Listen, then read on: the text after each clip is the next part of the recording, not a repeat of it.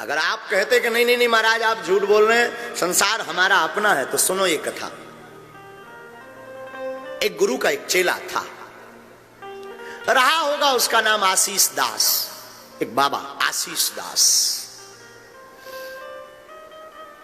गुरुजी उसको योग सिखाया करते थे, योग की कला में वो निपुण हो गया था। योग करते करते वो श्वास रोकने लगा था। श्वास 30 मिनट रोकने की कला उसके अंदर छा गई थी।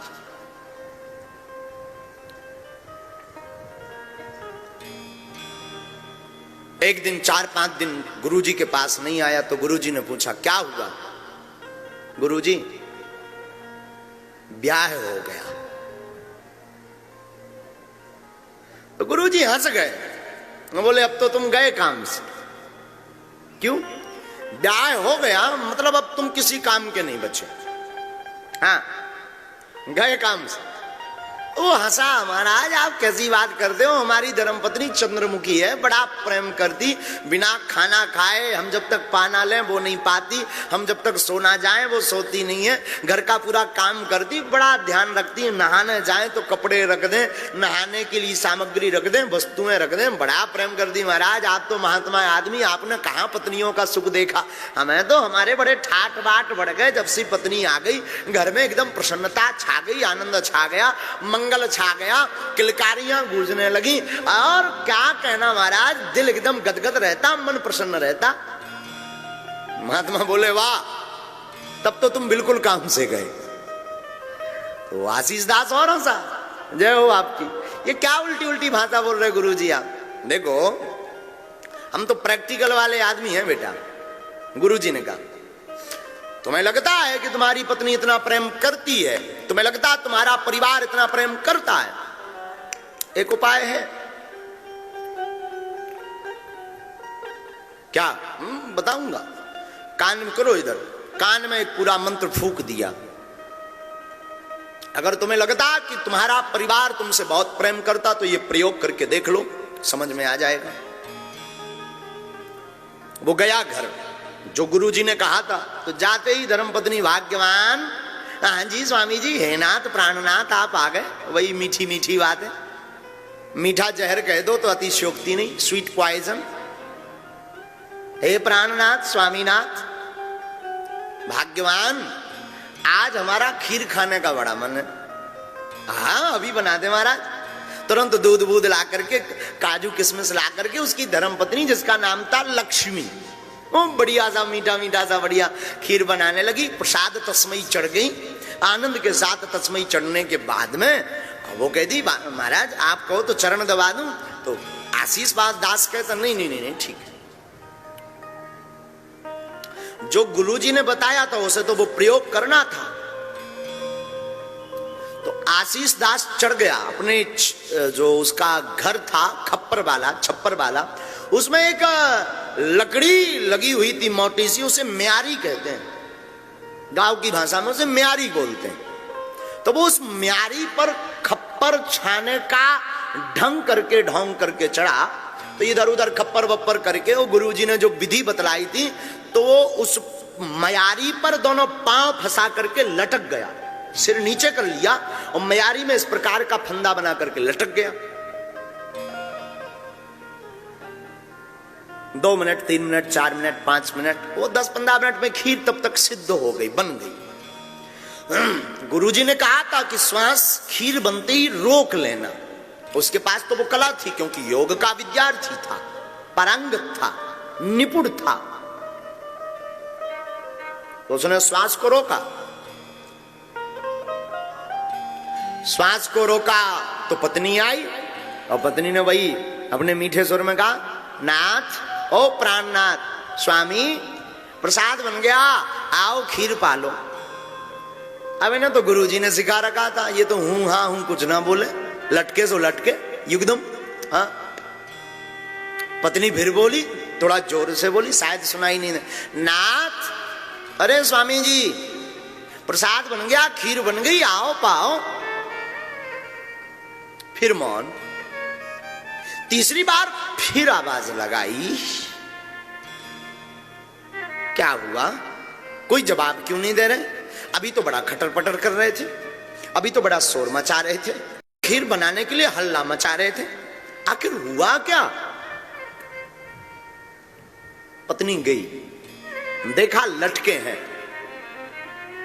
हे भगवान, ये क्या खटर पटर कर रहे हैं महाराज, ऐसे क्यों लटके हो?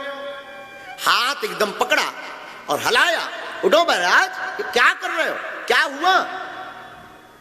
क्या खाक बोले? वो तो गुरुजी का सिखाया था, सुन सब रहा था, श्वास रोक रखी थी, पर बोले क्या? मौन। पत्नी 2-4 मिनट तो सोचती कुछ हुआ क्या, दबती बंद गई क्या, दांत देखे तो दांत ठीक, सांस हार्ट बीट कुछ भी नहीं चल रही। हे भगवान क्या हुआ? कान लगाया, थोड़ा मला, मालिश की, हाथ की हथेलियों को मला, थोड़ा सा सीना को मला, दबाने का प्रयास किया, नाक को फूकने का प्रयास किया। हे भगवान, घबराने लगी, थोड़ा पसीना आया उसे, थोड़ा वो घबराई, थोड़ा वो बेचैन हुई, थोड़ा वो उत्सुक हुई, थोड़ी सी आंखें भी नम हुई, थोड़ी सी शरीर में कंपन भी उसको लगने लगी, कहीं जो मैं सोच रही हूं वो हो तो नहीं गया। जब 2-4-5 मिनट बीत गए तो उसे लगा कि टैं बोल गए, सच में टैं बोल गए हैं। अब विचार किया कि ये तो मर ही गए आशीष दास, हम क्यों भूखे मरे? अगर रात का 11 बज रहा है और कहीं अभी से रोना शुरू किया तो कल 2-3 बजे तक तो कोई पूछने वाला नहीं है,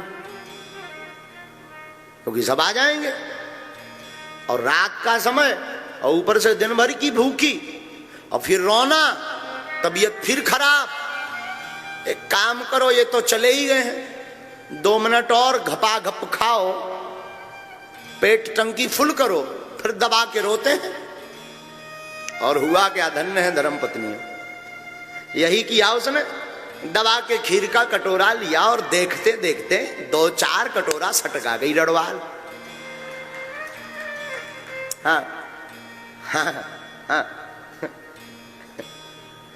पाई सो पाई, और दूध भी और पानी भी, थोड़ा काजू ऊपर से, और मुंह पहुंच के, और फिर उसने लंबा सा घूंघट डाला और साउंड सर्विस शुरू की।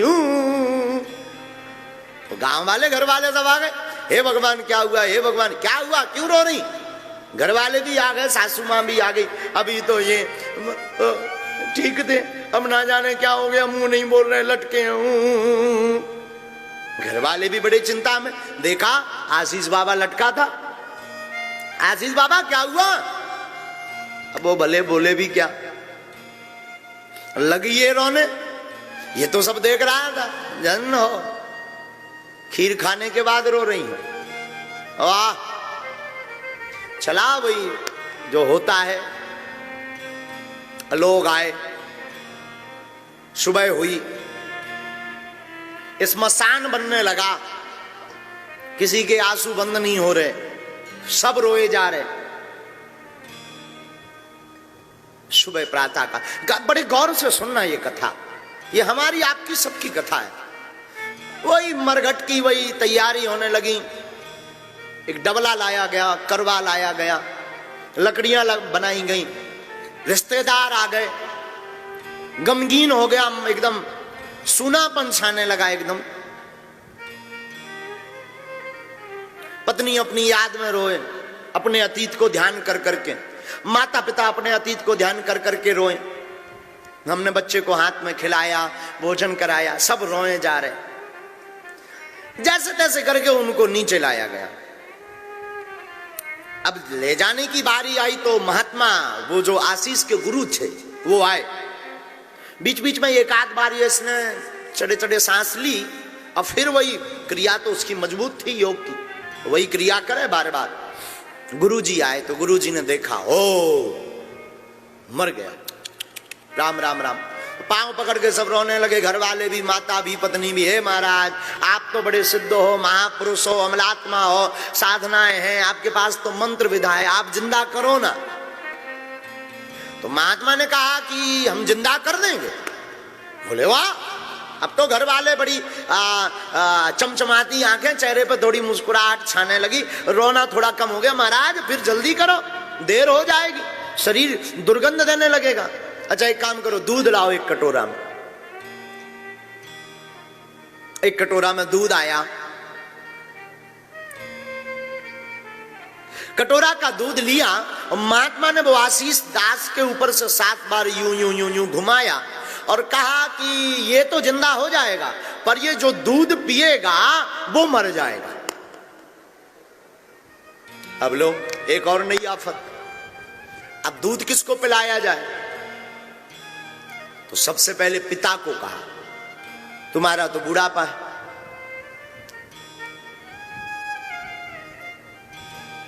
लो। पिता थोड़ी देर तो सावधान रहा, फिर धीरे से बोला कि अब ये तो टबक ही गया, हमारे भी कुछ दिन बच्चे, जी लेने दो, क्यों पीछे पड़े हो। मां को कहा तुम पियो पर मर जाओगी। तो मां ने भी बड़ा सुंदर बहाना बना दिया कि अब उसका पिता जिंदा है, अगर मैं मर जाऊंगी तो इनका कौन पेट पालेगा, ये और मर जाएंगे तो 2-2 हत्याएं हो जाएंगी, तो मुझे भी जिंदा रहने दो। पत्नी को कहा तू तो पी। पत्नी तो पत्नी बोली ये गए सो गए, हम दूसरा सिस्टम ढूंढेंगे, हम क्यों मरे, ये जिंदा भी हो गए तब भी मेरा क्या, मैं तो मर जाऊंगी ना, ये गए तो गए, कोई दिक्कत नहीं, हम दूसरा देख लेंगे। तो किसको पिलाया जाए दूध?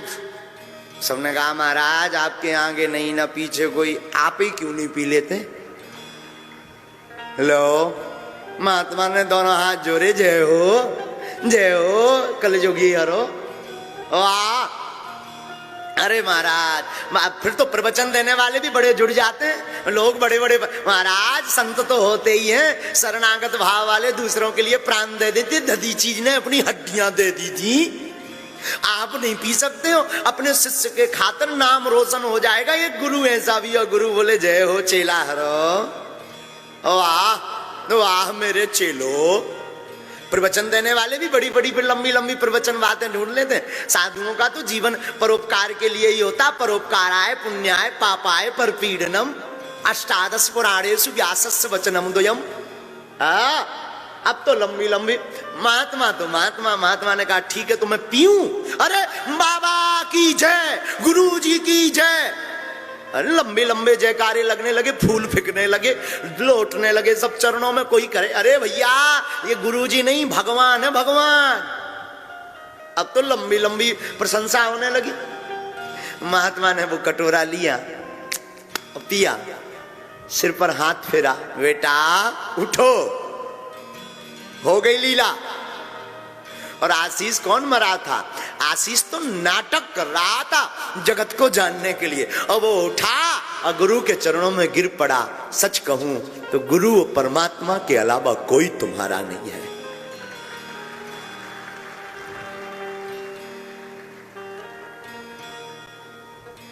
और फिर क्या, चल पड़ा आशीष सबको छोड़ छाड़ के। फिर तो बड़े बड़े तमाशे होने लगे, बड़े बड़े लोग बातें करने लगे। लेकिन देखो साहब, मौत तो मौत है, मृत्यु एक ऐसा अटल सत्य है, और सच ये है जिसे तुम अपना कहते वो अपना नहीं है। जगत जिसको तुम अपना मानते वो अपना है ही नहीं। ये संसार किसी का नहीं है। मृत्यु अटल सत्य का नाम है। मृत्यु सबकी आती है,